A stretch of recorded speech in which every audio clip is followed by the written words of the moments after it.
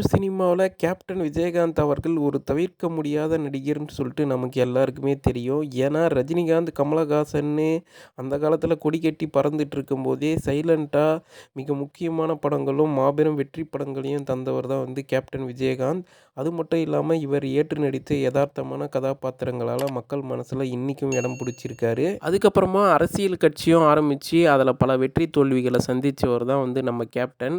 கடந்த சில வருஷங்களாலே ரொம்பவே உடல்நலக்குறைவு ஏற்பட்டு இருந்த கேப்டன் வந்து சமீபத்தில தான் வந்து காலமானார். அவரோட இழப்பு வந்து அவரோட கட்சி தொண்டர்களையும், சினிமாக்காரங்களையும் தாண்டி சாதாரண மக்களையும் ரொம்பவே பாதிச்சதுன்னு சொல்லலாம். அதாவது அவர் உயிரோடு இருந்த கடைசி சில ஆண்டுகள விட அவர் இறந்தப்புறமே அவருக்கான பேரு புகழெல்லாம் ஒரு படி அதிகமாச்சுன்னு தான் வந்து சொல்லலாம். இந்நிலையில கேப்டன் அவர்கள தற்போது வளர்ந்து வர ஏஐ டெக்னாலஜிய பயன்படுத்தி வந்து ஒரு சில படங்கள்லாம் நடிக்க வைக்கிறதா சொல்லிட்டு இருக்காங்க. ஆனா, அதில எந்த அளவுக்கு உண்மைன்னு சொல்லிட்டு தெரியல. இந்நிலையில இன்னைக்கு தேமுதிக தலைமை கழகத்திலேருந்து ஒரு அறிக்கை வந்து வெளிவந்திருக்கு. அதில வந்து கேப்டன் அவர்கள வந்து ஏஐ டெக்னாலஜி பயன்படுத்தி எந்த படத்துலயும் வந்து நடிக்க வைக்கக்கூடாது, எங்களோட அனுமதி இல்லாம அப்படின்னு சொல்லிட்டு ஒரு அறிக்கை தான் வந்து வெளிய வந்திருக்கு.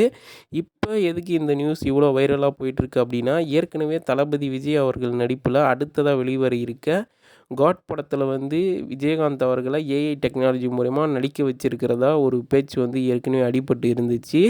இந்நிலையில் தேமுதிக தலைமை கழகத்திலேருந்து வந்த அறிக்கையால் அவர் வந்து காட் படத்தில் வந்து நடிச்சிருக்காரா, அதாவது ஏஐ டெக்னாலஜி மூலிமா நடிக்க வச்சுருக்காங்களா அப்படின்றது ஒரு மிகப்பெரிய கேள்விக்குறியாக தான் இருக்குது. ஏன்னா அந்த அறிக்கையில் வந்து எங்ககிட்ட இது வரைக்கும் யாரும் பர்மிஷன் வாங்கலன்னு மென்ஷன் பண்ணியிருக்காங்க.